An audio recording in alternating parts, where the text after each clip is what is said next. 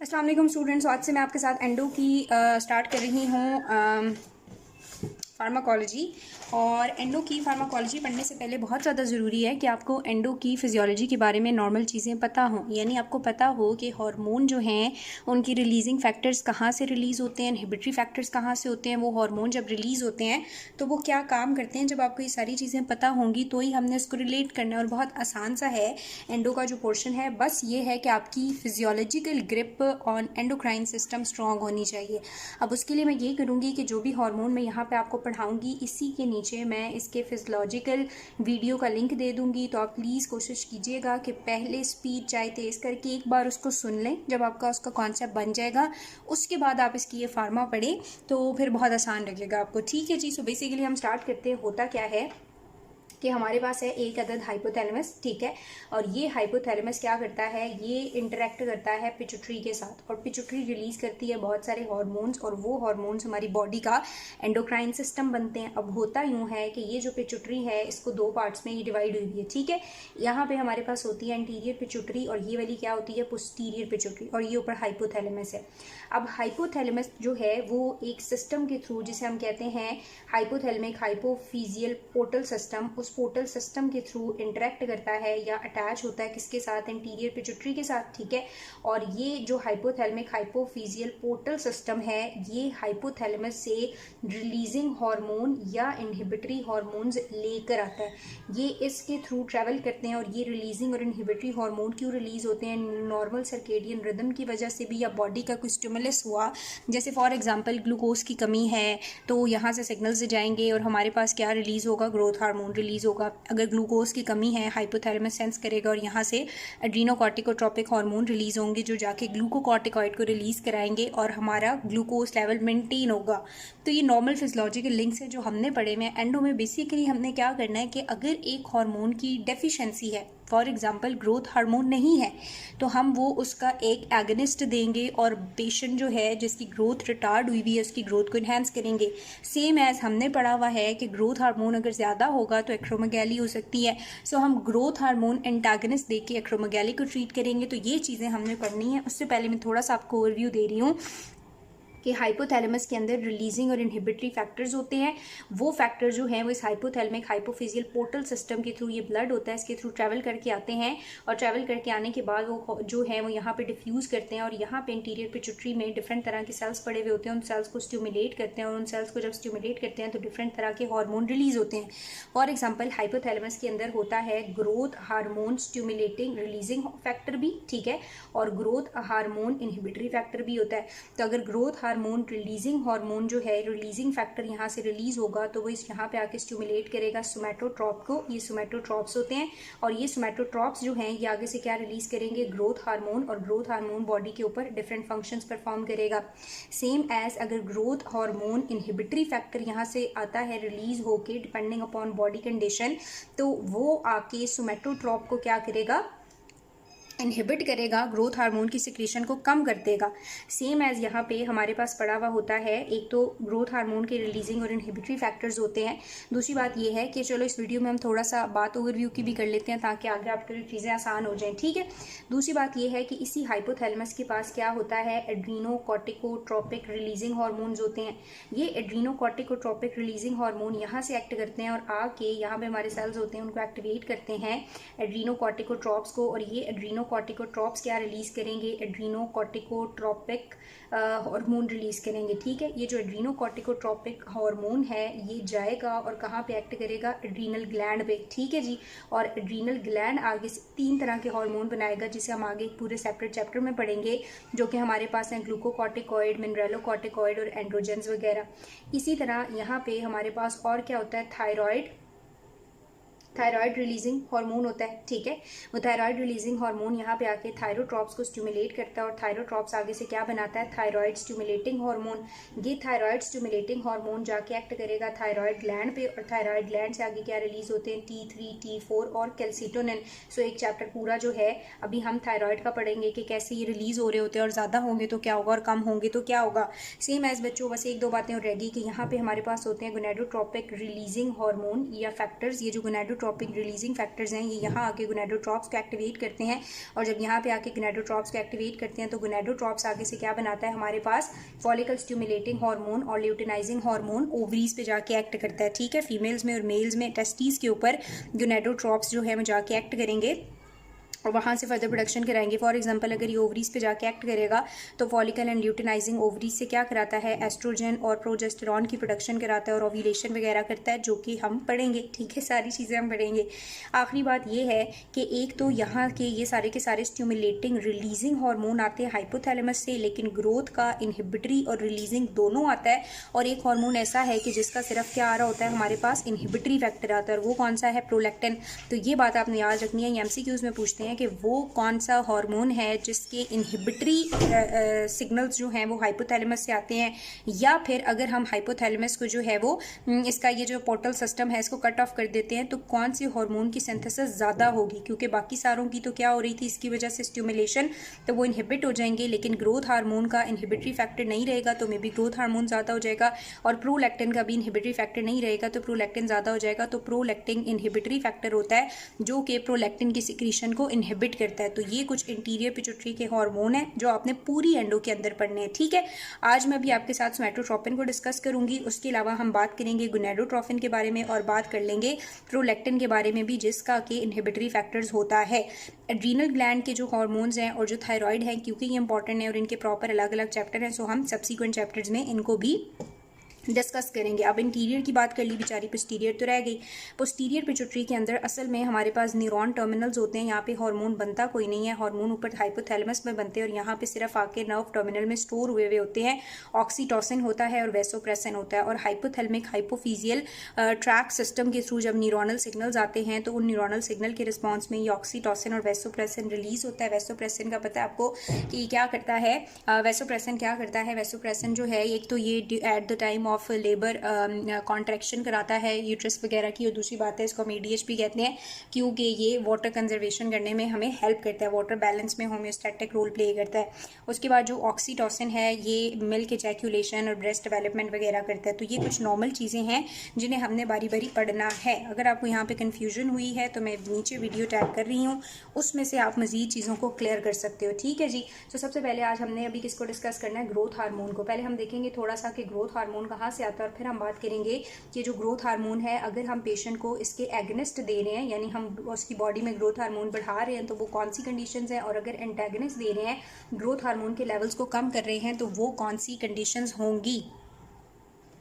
अच्छा जी, अब होता यूँ है कि ये हमारे पास क्या है, फॉर एग्जांपल ये हाइपोथैलेमस है। ठीक है, अब थोड़ा सा दोबारा से हम जी अपनी ड्राइंग कर लेते हैं। ये हाइपोथैलेमस है और हाइपोथैलेमस के पास क्या होता है, ग्रोथ हार्मोन रिलीजिंग फैक्टर भी होता है और ग्रोथ हार्मोन इनहिबिटरी फैक्टर भी होता है। ठीक है, अब for example growth hormone releasing hormone जो है वो रिलीज हुआ और वो ट्रैवल करके with the help of hypothalamic hypophyseal portal system आ गया, और उसने यहाँ पे आके किसको स्टिमुलेट करना है, सोमैटोट्रॉप्स को। किसको स्टिमुलेट करना है, सोमैटोट्रॉप्स को। और सोमैटोट्रॉप्स ने आगे से क्या रिलीज करने हैं, सोमैटोट्रोपिन्स। ये चीजें आपने यहाँ से ये चीज समझनी कि सोमैटोट्रोपिन असल में ग्रोथ हार्मोन ही है, और जब हम सोमैटोट्रोपिन देते हैं तो इसका मतलब है हम ग्रोथ हार्मोन एगनिस्ट दे रहे हैं, हम इफेक्ट्स को बढ़ा रहे हैं। ठीक है जी। तो ये सोमैटोट्रोपिन जो है ये क्या करता है, ये जाता है और टारगेटेड टिश्यूज़ पे एक्ट करेगा और अपना एक्शन परफॉर्म करेगा। ज़ाहिर है जो भी इसका फंक्शन है, अब इसके क्या फंक्शन क्या एक्शंस हैं वो हम थोड़ी सी डिस्कशन कर लेते हैं।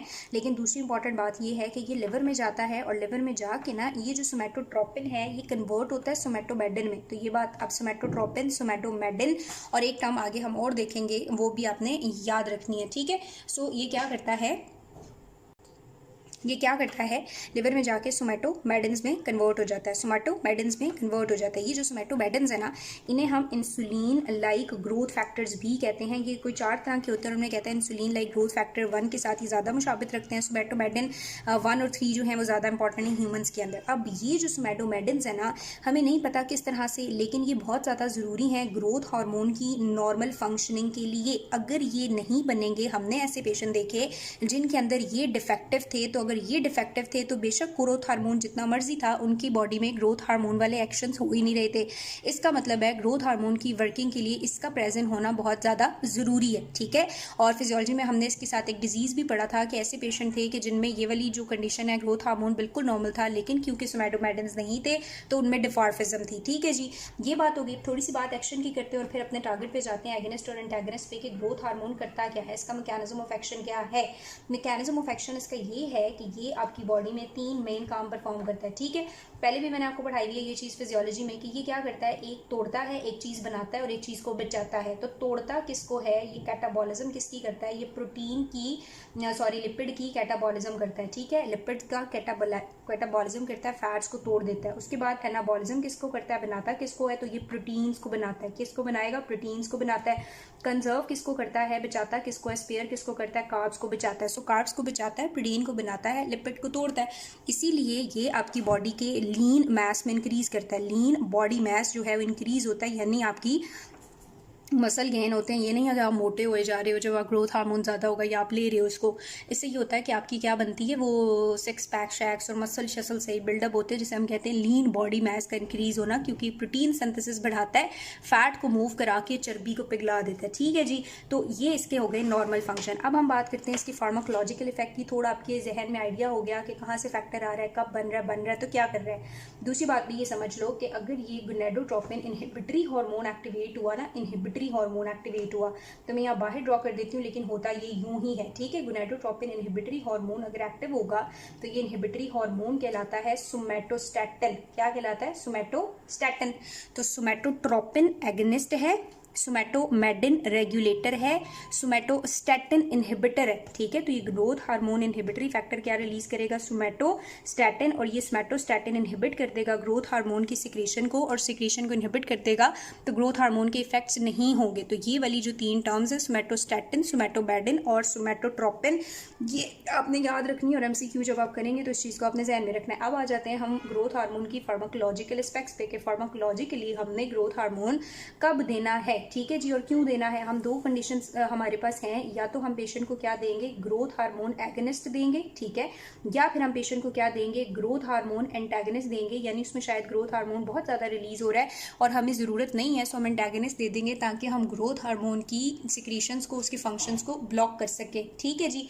जब हम ग्रोथ हार्मोन एगनिस्ट देंगे तो एगनिस्ट के अंदर वो कहता है रिकम्बिनेंट टेक्नोलॉजी से बनाया जा रहा है सोमैटोट्रोपिन, ठीक है, सोमैटोट्रोपिन बनाया जा रहा है। और ये सोमैटोट्रोपिन हम जब देते हैं तो इसका मैकेनिज्म ऑफ एक्शन सेम है कि ये कुछ जाके स्टिमुलेट करता है किसको, इंसुलिन लाइक ग्रोथ फैक्टर्स को, और साथ ही साथ में क्या करता है, बहुत ज़्यादा ग्रोथ हार्मोन है ना ये, बहुत ज़्यादा, तो ग्रोथ हार्मोन वाले मैकेनिज्म ऑफ एक्शन परफॉर्म करेगा। क्या मैकेनिज्म ऑफ एक्शन परफॉर्म करेगा, प्रोटीन की सिंथेसिस को बढ़ाएगा, फैट की सिंथेसिस को कम करेगा और ग्लूकोज को कंजर्व करेगा, सो उसके लेवल्स को भी बढ़ाएगा। साथ ही साथ उसने लिखा हुआ है कि इसकी वजह से आपकी बॉडी की थिकनेस बढ़ती है, मसल बढ़ते हैं, लेकिन फैट कम होता है। तो ये चीज़ें आप लोग खुद रिलेट कर लीजिएगा, ठीक है जी। अब मज़े की बात ये है, मतलब इंपॉर्टेंट बात ये है कि जब हम ये पेशेंट को एडमिनिस्टर करते हैं तो हम इसको एडमिनिस्टर करते हैं सबक्यूटेनियसली या इंट्रामस्कुलरली, और इसको हासिल कैसे करते हैं, रिकम्बिनेंट टेक्नोलॉजी से, ठीक है। डीएनए रिकम्बिनेंट टेक्नोलॉजी से हमने इस एगनिस्ट को हासिल कर लिया, इसका काम भी देख लिया। अब यूजर्स क्या हैं, कब हमने सोमैटोट्रोपिन देना है, ये एगनिस्ट हमने पेशेंट को कब देना है, हम ये पेशेंट को तब देंगे जब जाहिर सी बात है उसमें ग्रोथ हार्मोन की डेफिशिएंसी होगी, ठीक है। क्या होगी, ग्रोथ हार्मोन की डेफिशिएंसी होगी, तो ग्रोथ हार्मोन जैसा मिलता सोमैटोट्रोपिन हमने बाहर से दे दिया।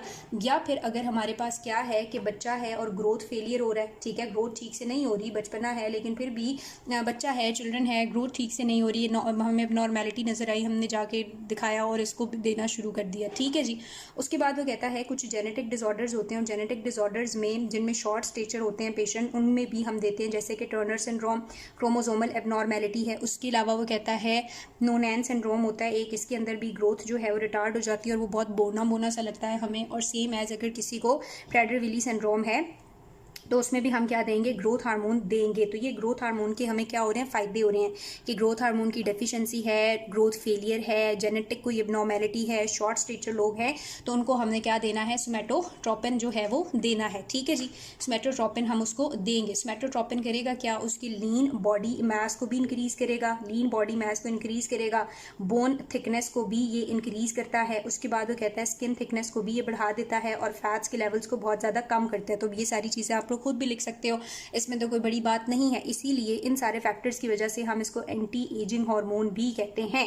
एथलीट्स वगैरह जो है वो इसको यूज़ करते हैं, लेकिन अब एथलीट्स में या स्पोर्ट्स मैन जो होते हैं उनके अंदर इसके यूज़ को ओलंपिक्स वालों ने ब्लॉक किया हुआ है, मतलब बैन किया हुआ है, तो यूज़ नहीं करना चाहिए। ठीक है जी। अब अगर हम इतना ज़्यादा ग्रोथ हार्मोन यूज़ कर रहे हैं तो इसका हमें एडवर्स इफेक्ट क्या हो सकता है, नुकसान भी तो होगा। अब नुकसान इसका हमें क्या हो सकता है, उसके अलावा वो कहता है कि इसको हम HIV एसोसिएटेड कैचेक्सिया में या HIV एसोसिएटेड मसल वेस्टनिंग में भी यूज़ कर सकते हैं। मतलब HIV पेशेंट था, बहुत ज़्यादा वीकनेस हो रही है उसमें, तो उसमें भी हम उसको दे सकते हैं। ठीक है जी।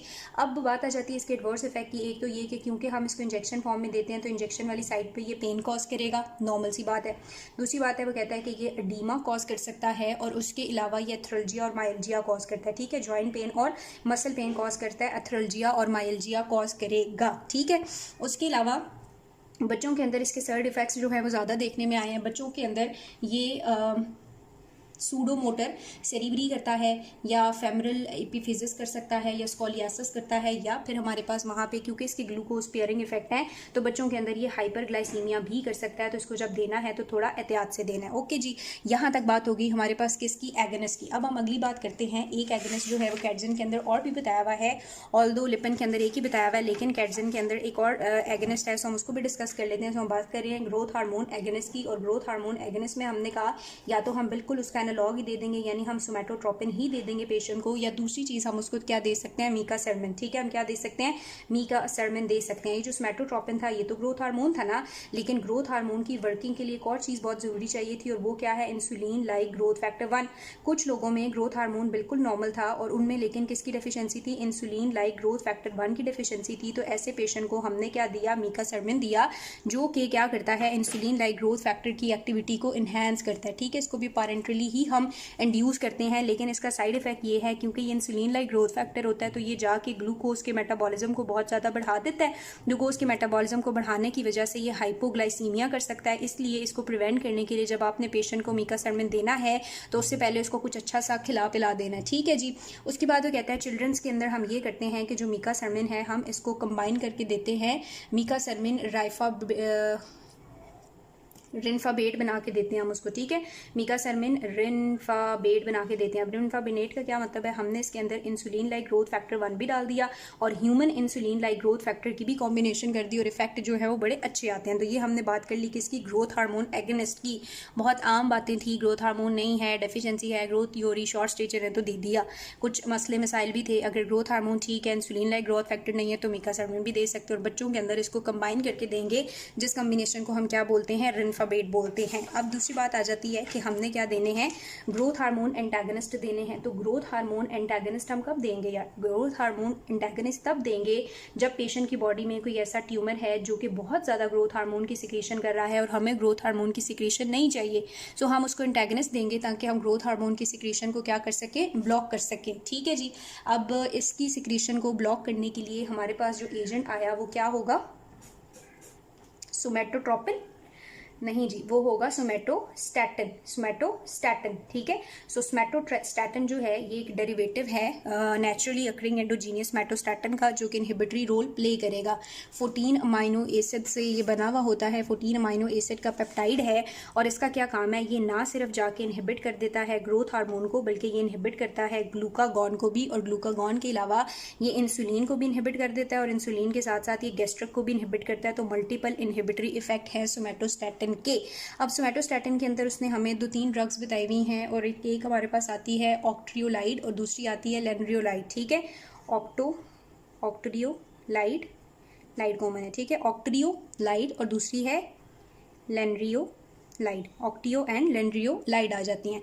मज़े की बात यह है कि ये दोनों जो है वो लॉन्ग एक्टिंग ड्रग्स हैं, और इनको हम दे सकते हैं कौन सी कंडीशंस में हम देंगे। जैसे यहाँ पे इसके हमने यूजेस लिखे, तो यहाँ पे आप भी ज़रा नीट करके लिख लो, मैं तो लिख नहीं सकती नीट। तो कहता है हम इसको ट्यूमर्स के केस में देते हैं। ठीक है, ऐसा ट्यूमर जो कि क्या है, कार्सिनॉइड ट्यूमर है या गैस्ट्रोनोमा ट्यूमर है या ग्लूकोनोमा ट्यूमर है या कोई भी और एंडोक्राइन ट्यूमर्स हैं, और एंडोक्राइन ट्यूमर्स के केस में अगर ग्रोथ हार्मोन की सिक्रेशन ज़्यादा हो रही है तो उन ट्यूमर्स में हम इसको देंगे, स्पेशली ग्रोथ हार्मोन की। या ग्लूकोनोमा ट्यूमर है यानी ग्लूकागॉन ज़्यादा है तो भी हम दे सकते हैं, क्योंकि ग्लूकागॉन को भी इनहिबिट करता है। गैस्ट्रोनोमा है, गैस्ट्रिक एसिड की सिक्रेशन ज़्यादा है तो भी हम डिफरेंट तरह के ट्यूमर्स के अंदर इसको दे सकते हैं। इसकी एडमिनिस्ट्रेशन की बात करेंगे तो आप अगर इसको डेली बेसिस पे यूज़ कर रहे हो तो डेली फिर आपको 2 to 4 टाइम देना पड़ता है इंट्राक्यूटेनियसली। और दूसरी बात है वीकली हम इसकी स्लो रिलीज फॉर्मुलेशन भी देते हैं जो 4 हफ्तों के बाद हमें लगवानी पड़ती है। एडवर्स इफेक्ट ये हैं, एडवर्स इफेक्ट नहीं बल्कि पहले हम बात कर लेते हैं कि इसके यूजेस क्या हैं। ठीक है, सोमैटोस्टैटिन जो है इसके यूजेस क्या है। सोमैटोस्टैटिन से हम इसके यूजेस याद रखते हैं। पहली बात है इसको हम यूज़ करते हैं सिक्रीटरी डिजीज़ में, क्योंकि हम कह रहे हैं ना कि ये जो है वो गैस्ट्रिक को भी इनहिबिट करता है।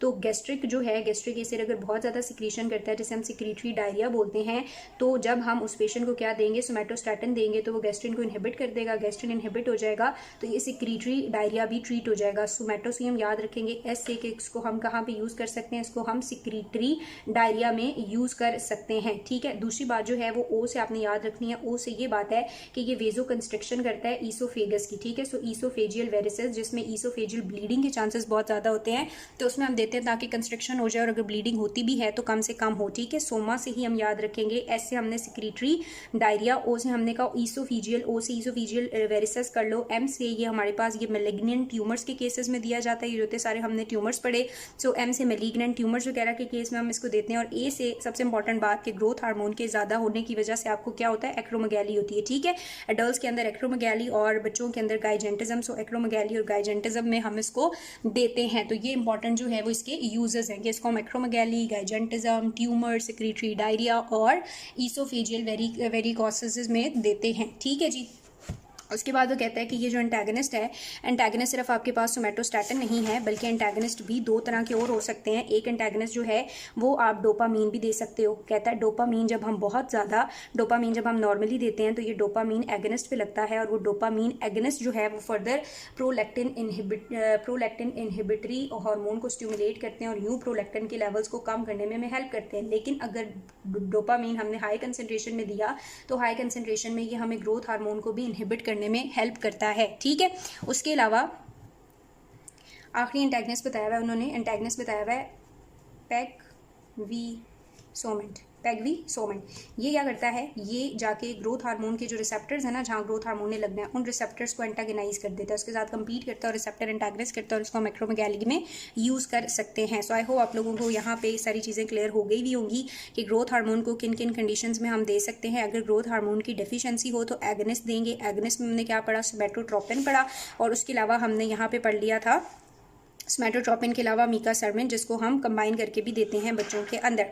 एंटागनिस्ट हमने देने हैं तो उसमें हमने क्या देना है, सोमैटोस्टैटिन देना है, और सोमैटोस्टैटिन के यूजेस इंपॉर्टेंट हैं, ये आपने याद रखने हैं। सोमैटोस्टैटिन के अलावा डोपामीन एगनिस्ट हाई कंसनट्रेशन में भी दे सकते हैं और पेगवीसोमेंट भी दे सकते हैं। सो नेक्स्ट वीडियो में अब मैं आपके साथ डिस्कस करूंगी गोनेडोट्रोपिक हार्मोन्स को। ठीक है, गोनेडोट्रोपिन्स को, गोनेडोट्रोपिन्स आपको पता है कौन सी होती हैं, फॉलिकल स्टिमुलेटिंग हार्मोन और ल्यूटिनाइजिंग हार्मोन।